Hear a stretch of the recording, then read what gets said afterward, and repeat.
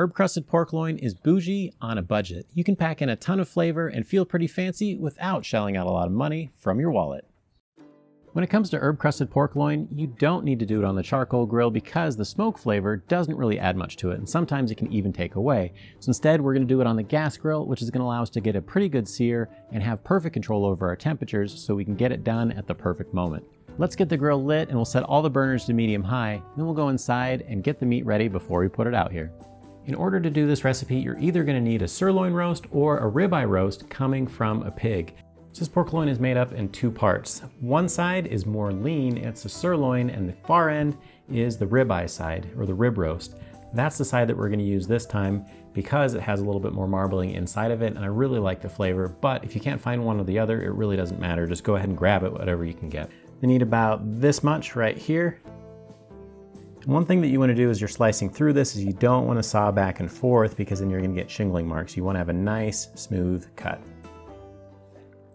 If you end up trimming a little bit of the meat off, it really isn't going to be that big of a deal in the end. No one's really going to notice, but you'll notice there is just a little bit of silver skin here.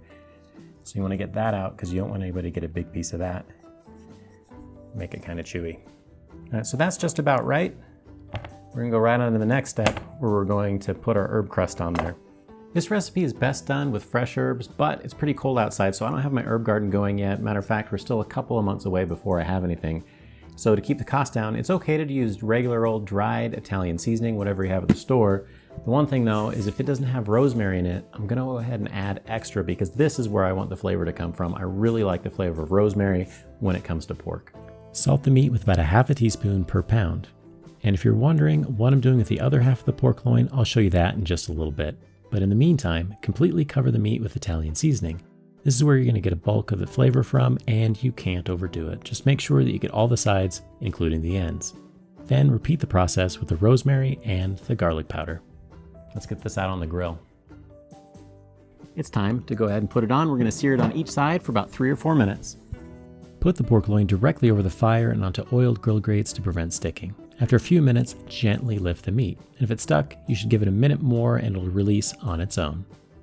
Get all 4 sides so that way every part of the meat is nicely seared, but keep in mind the crust is going to build a bit more after this step. Set the grill to 325 degrees Fahrenheit, and for me, that's the center burner off and the 2 outside are set to low, but I'll probably have to adjust since it's snowing. So the weather isn't exactly cooperating, and that means we need to open up the lid as little as possible to keep as much heat going in there as we can. So what I'm going to use is an external thermometer that'll allow me to monitor the temperature while I'm inside. This thing isn't waterproof, so I put it in a Ziploc bag just to keep it safe. Putting the meat in the center of the top rack will keep it away from direct heat and keep the bottom from burning. So insert the temperature probe into the center of the meat, then go inside and set the alarm for 140 degrees Fahrenheit. If we pull it then, it should carry over to the perfect 145. So as promised, we're going to take the rest of this pork loin and we're going to chop it up into pork chop sized pieces. Really, there's 2 benefits. The first one is I can cut it as thick as I want. I really like thick cut pork chops, which are hard to find at the store. Number 2, it's almost like we're getting this for free.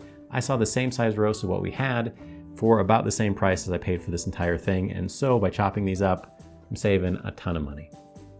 Halfway through the cook, I flip the meat over and end to end to help it cook as evenly as possible.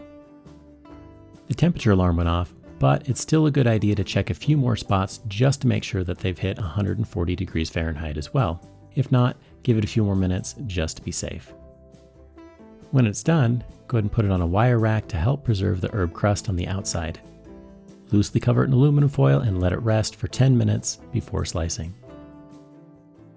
The end piece is my favorite because it has the most flavor, and if you eat it now before it hits the table, nobody has to know.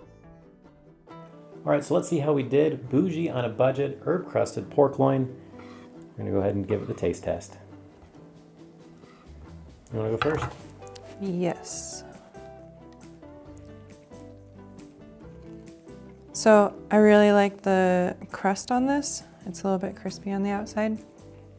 And it's nice and moist too. Yeah, and pork loin is really easy to overcook. If you cook it over that 145, that's the same reason why we pulled it at 140, because we knew it would carry over a little bit. You're gonna dry it out and it's gonna be terrible. So if you hit that temperature just right, it's gonna be perfect every time. We'll catch you next time.